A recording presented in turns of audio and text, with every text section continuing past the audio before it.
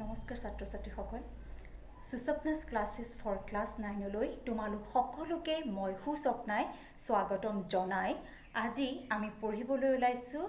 অসমীয়া ব্যাকৰণ সন্ধি। তোমালোকে কৈ আছিলা যে তোমালোকক ব্যাকৰণৰ ভাগটো পঢ়াব লাগে, সেইকাৰণে আজি মই লৈ আহিছোঁ তোমালোকলৈ সন্ধি। কিন্তু এতিয়া এটা কথা, তোমালোকৰ পৰীক্ষাত সন্ধিৰ ওপৰত 4-5 নম্বৰ বা 2-3 নম্বৰ আহে। এই সন্ধিটো আমাৰ কি হয়, আমি যিবিলাক সচৰাচৰ সহজ সেইবিলাক আমাৰ মনত ৰখি যায়। ধৰি লোৱা বিদ্যালয়, নৰকাসুৰ, এইখিনি আমি কোনো নিয়ম নালাগে, আমাৰ মনত আহিয়েই যায়। বিদ্যালয় বুলি কোৱাৰ লগে লগে আমি বিদ্যা যোগ আলয়, নৰকাসুৰ, নৰক যোগ অসুৰ, এইখিনি কি হয় যেতিয়া পৰীক্ষা দিয়া হয় আমি কোনো নিয়মলৈ নাযাওঁ, মনত থাকে অটোমেটিক আহিয়ে যায়, গতিকে আমি লিখিব পাৰোঁ। কিন্তু সন্ধিত কিছুমান নিয়ম থাকে। এতিয়া আমি বেছি জটিললৈ নাযাওঁ। সন্ধি তোমালোকে এতিয়া যদি গ্ৰামাৰৰ কিতাপখন উলিয়াই লোৱা, সেই ব্যাকৰণৰ কিতাপখনত তোমালোকে বিভিন্ন নিয়ম পাবা।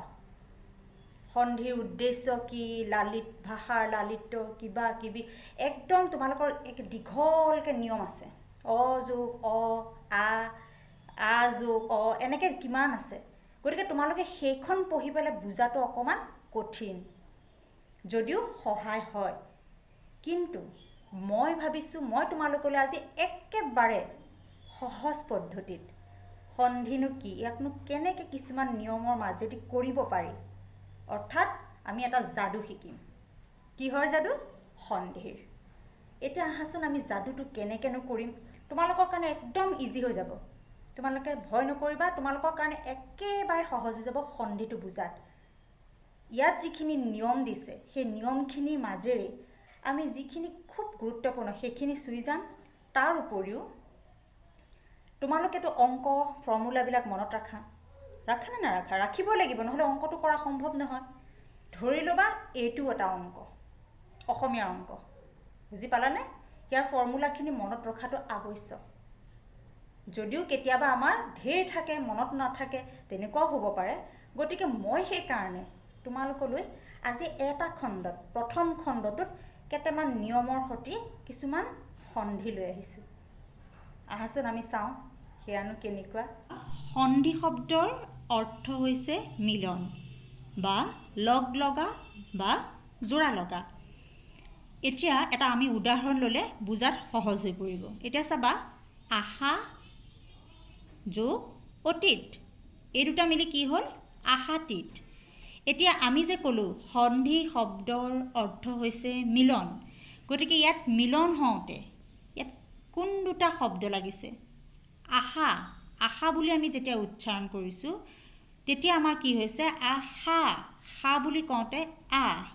শেষত আটো উচ্চাৰণ হৈছে। আৰু অতীত অ, গতিকে আ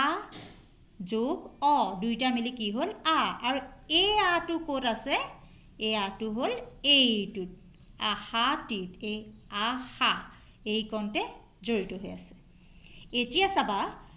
আমিতো আগতেই কৈছোঁ যে অংকত যেনেকৈ ফৰ্মুলা থাকে, তেতিয়া সন্ধি কৰিবলৈ যাওঁতে আমি কিছুমান ফৰ্মুলা ব্যৱহাৰ কৰিব লাগিব। এতিয়া এটা কথা সদায় মনত ৰাখিবা, মই সেইকাৰণে ইয়াত এনেকৈ চিন দি দিছোঁ। স্বৰৰ লগত সদায় স্বৰ যোগ স্বৰ কি হ'ব? স্বৰ, অৰ্থাৎ স্বৰবৰ্ণৰ লগত স্বৰবৰ্ণ যুক্ত হ'লে সদায় স্বৰবৰ্ণই হ'ব। তাৰপিছত চাবা, স্বৰ যোগ ব্যঞ্জন, ব্যঞ্জন,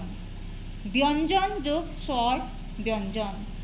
ব্যঞ্জন যোগ ব্যঞ্জন, ব্যঞ্জন। এতিয়া তোমালোকে ইমান জটিললৈ যাব নালাগে, এটা কথা খালি মনত ৰাখিবা যে স্বৰ যোগ স্বৰ মাত হ'লেহে অকল স্বৰ হয়, বাকী যিয়েই নহওক ইয়াত আমাৰ কি আছে কি নাই এইটো আমি মন কৰিব নালাগে, ব্যঞ্জনেই হ'ব। এইটো আমি আশা কৰিছোঁ এইটো তোমালোকৰ ক্লিয়াৰ হ'ল। এতিয়া আমি আহিলোঁ এই সন্ধি যে কৈ আছোঁ, সন্ধি মানে হৈছে মিলন, আমিতো গম পালোঁ। এতিয়া সন্ধিৰনো সংজ্ঞাটো কি বা সন্ধি কাক বোলে? এতিয়া চাবা, ওচৰা ওচৰিকৈ থকা দুটা শব্দৰ প্ৰথম শব্দৰ শেষ বৰ্ণ আৰু দ্বিতীয় শব্দৰ আদি বৰ্ণ বা প্ৰথম বৰ্ণৰ মাজত যিটো মিলন ঘটে তাকে সন্ধি বোলে। যেনে দেৱ যোগ আলয় দেৱালয় হয়নে ওচৰা ওচৰিকৈ থকা দুটা শব্দৰ প্ৰথম শব্দৰ শেষ বৰ্ণ ইয়াত প্ৰথম শব্দটো কি বাৰু ইয়াত প্ৰথম শব্দটো হৈছে দেৱ এটা দেৱ বুলি কওঁতে আমাৰ শেষত কি উচ্চাৰণ হৈছে অ হয়নে ব অ যোগ আলয় প্ৰথম শব্দৰ পিছৰ শব্দটোৰ কি প্ৰথম শব্দৰ মিলন গতিকে অ যোগ আ দুইটা মিলি কি হ'ল দেৱালয় এতিয়া আমি আহিছোঁ সন্ধিৰ প্ৰকাৰ সন্ধি তিনি প্ৰকাৰৰ স্বৰ সন্ধি ব্যঞ্জন সন্ধি আৰু বিসৰ্গ সন্ধি এতিয়া প্ৰথম মই আজি এই খণ্ডটোত তোমালোকক পঢ়াম স্বৰ সন্ধি গতিকে এই স্বৰ সন্ধিনো কি সেইটোহে আমি জানিম তাৰপিছত ব্যঞ্জন সন্ধি পঢ়িলে আকৌ ব্যঞ্জন সন্ধিৰ বিষয়ে জানিম আজি এটা এটা আমি ক্লিয়াৰ কৰি যাম এতিয়া চাবা স্বৰ সন্ধি এতিয়া কি কৈছিলোঁ স্বৰবৰ্ণৰ লগত স্বৰবৰ্ণৰ মিলন ঘটাকে কি বুলি কয় স্বৰ সন্ধি তোমালোকক মই আগতেও দেখুৱাইছিলোঁ স্বৰ যোগ স্বৰ সন্ধি হয়নে গতিকে এই ফৰ্মুলাটো সদায় মনত ৰাখিবা এতিয়া চাবা সন্ধি তিনি প্ৰকাৰেৰে কৰা হয় আমি এতিয়া মিলন কৰিও কৰিব পাৰোঁ পৰিৱৰ্তন কৰিও কৰিব পাৰোঁ নহ'লে লোপ কৰিও কৰিব পাৰোঁ তিনি প্ৰকাৰে সন্ধি কৰা হয় এতিয়া মিলন কৰি কেনেকৈ কৰে যে দুটা বৰ্ণ বা ধ্বনিৰ মিলন কৰি এতিয়া আমি সন্ধি মানে আমি দুটা বৰ্ণৰ মিলন বুলিয়ে জানো নহয় জানো কিন্তু ধ্বনি বুলিও এইকাৰণে ক'ব পাৰি যে আমি যেতিয়া উচ্চাৰণ কৰোঁ দেৱালয় দেৱ অ সেইটো আমি উচ্চাৰণটো গুৰুত্ব দিছোঁ বৰ্ণৰ উপৰিও আমি উচ্চাৰণটো গুৰুত্ব দিছোঁ সেইকাৰণেহে ইয়াত ধ্বনি বুলি কোৱা হৈছে দুটা বৰ্ণ বা ধ্বনিৰ মিলন কৰি আমি কৰিব পাৰোঁ ঠিক তেনেদৰে পৰিৱৰ্তন কৰি দুটা বৰ্ণৰ মাজত কাৰোবাৰ পৰিৱৰ্তন কৰিও সন্ধি বনাব পাৰি তা লোপ কৰি দুটা ধ্বনি বা বৰ্ণৰ মাজৰ এটাক লোপ কৰি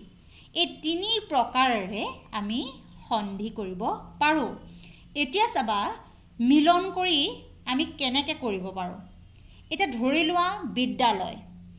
বিদ্যালয়টো কৰিবলৈ যাওঁতে তাত আমি কি দুটা শব্দ পালোঁ বিদ্যা আ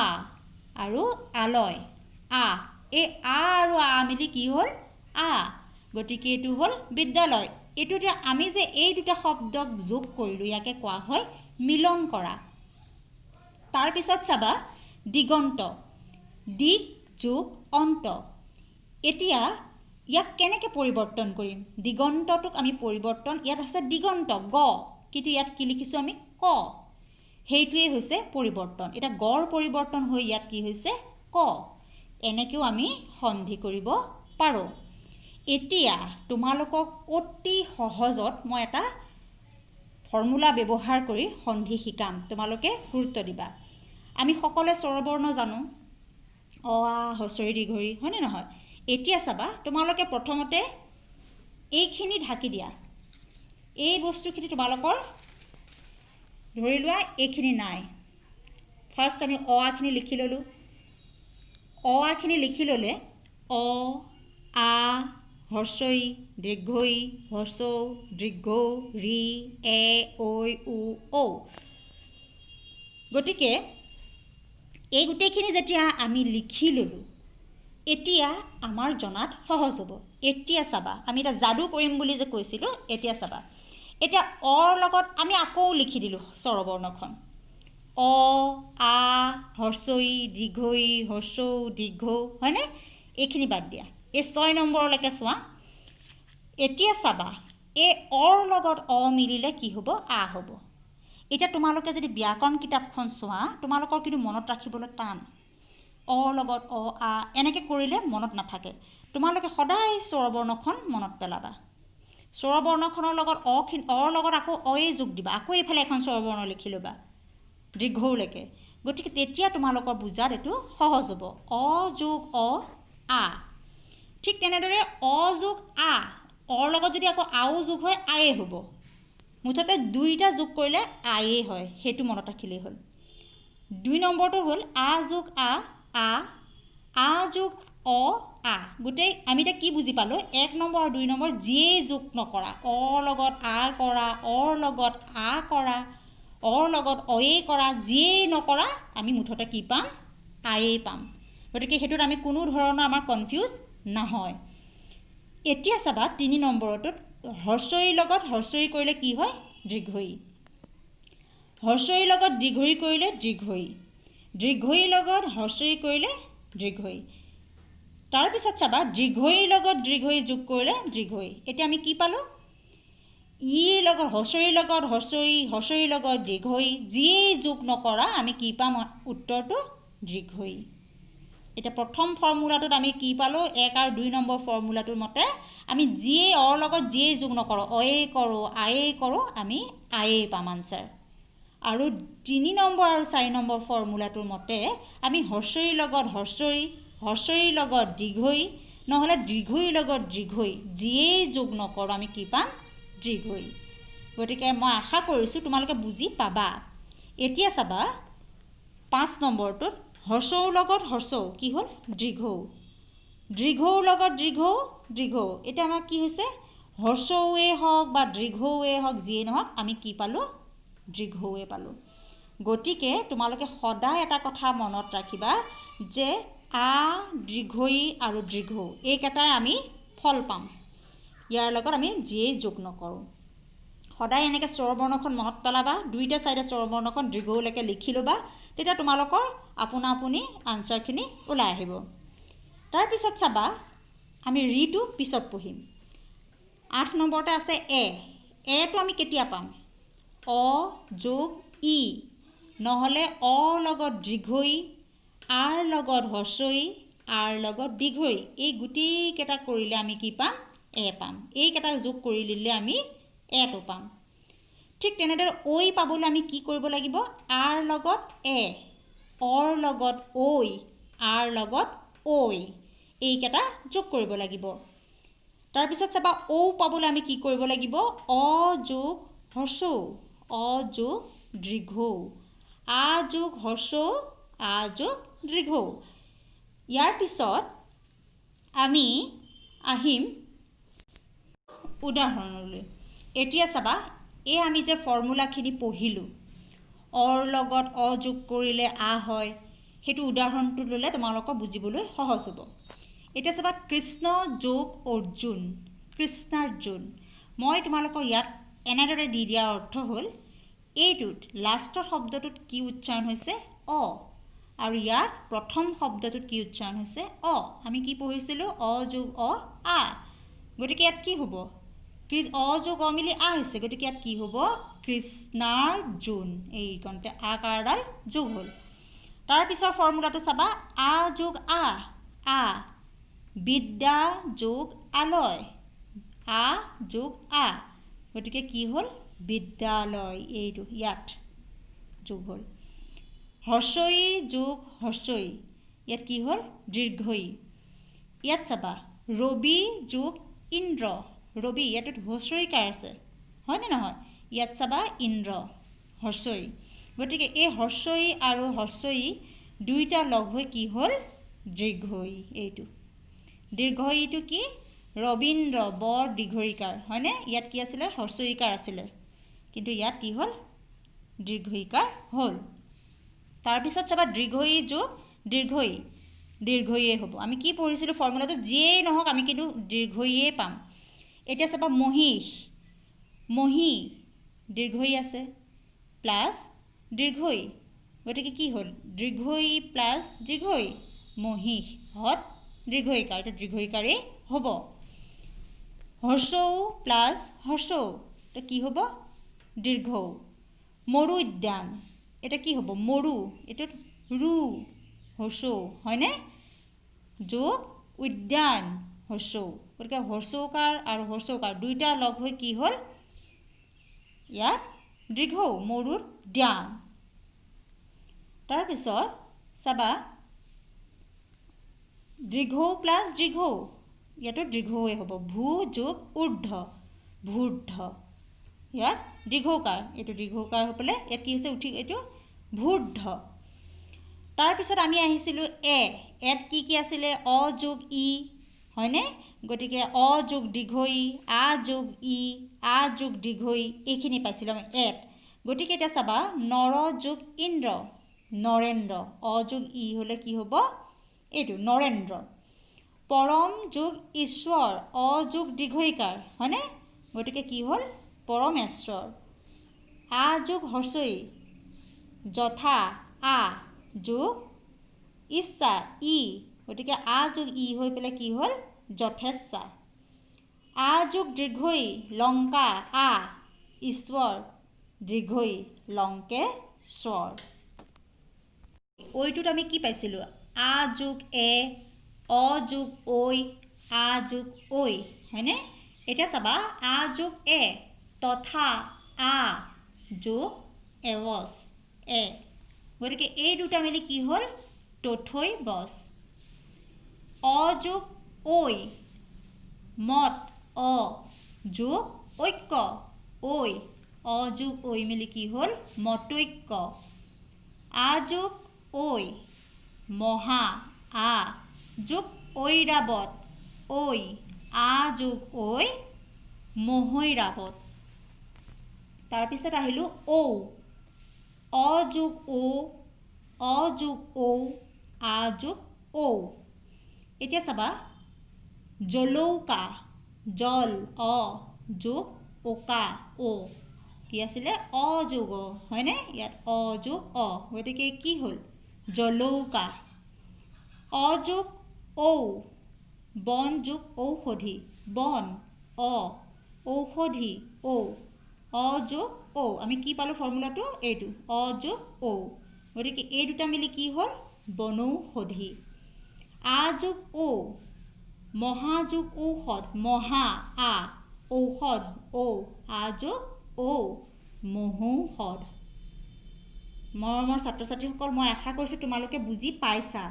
আমি যিটো স্বৰবৰ্ণৰ ফৰ্মুলা মতে পঢ়ি আহিছোঁ তাৰ মতে তোমালোকে যদি চেষ্টা কৰা বুজি পাবা ইয়াৰ উপৰিও আৰু কেইটামান এনেকুৱা সহজ নিয়ম আছে যিটো আহিলে তোমালোকে পৰীক্ষাত নিশ্চয় পাৰিবাই তে নিয়ম এক চাবা জ ফলা থাকিলে হ্ৰস্বই বা দীৰ্ঘইকাৰ হ'ব এইটো তোমালোকক একদম 100% তোমালোক চিয়ৰ থাকা যে জ যদি ফলা থাকে তোমালোকৰ হ্ৰস্বই বা দীৰ্ঘইকাৰ হ'ব যেনেকৈ দন্তীয়া তৎ জকাৰে ত যে কি হ'ব টি এইটো প্য পি ম্য মি এটা চাবা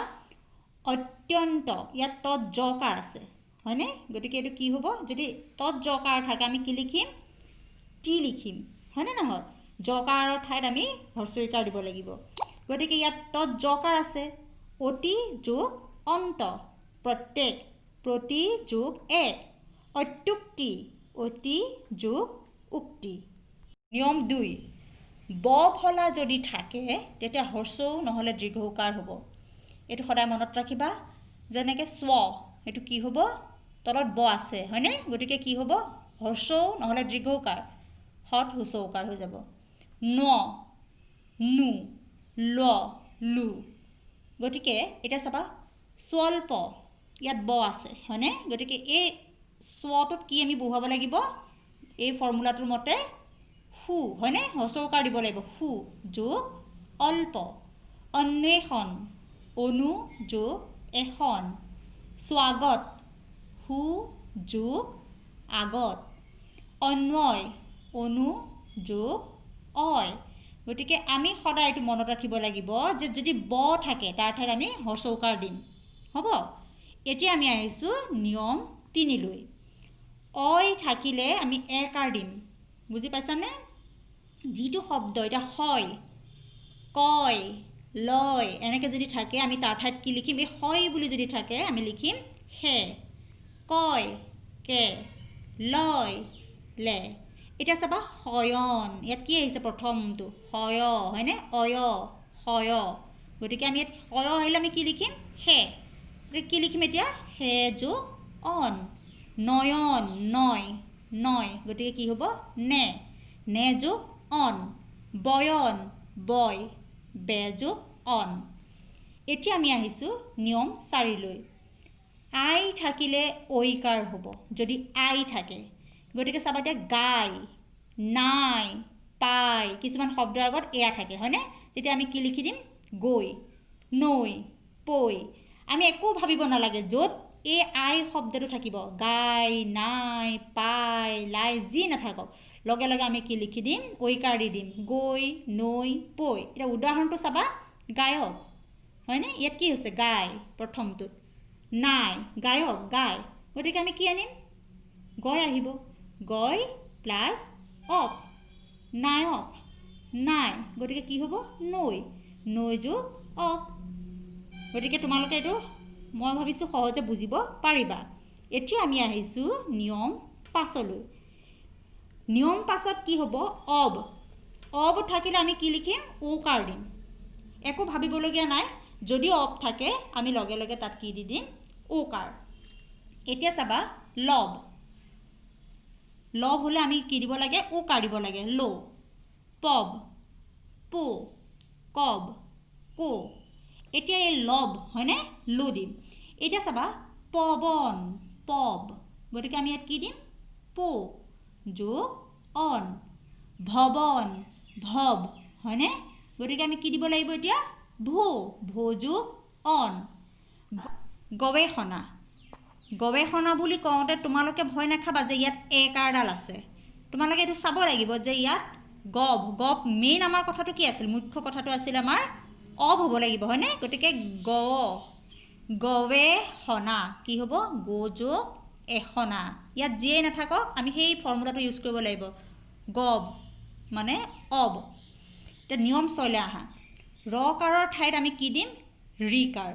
এতিয়া চাবা পিত্ৰালয় ইয়াত ৰকাৰ আছে হয়নে গতিকে ইয়াত আমি কি দিব লাগিব ৰিকাৰ দিব লাগিব গতিকে ইয়াত কি লগাই দিলোঁ ৰি য'ত ৰকাৰ আছিলে সেই ঠাইত আমি কি লগাই দিম ৰিকাৰ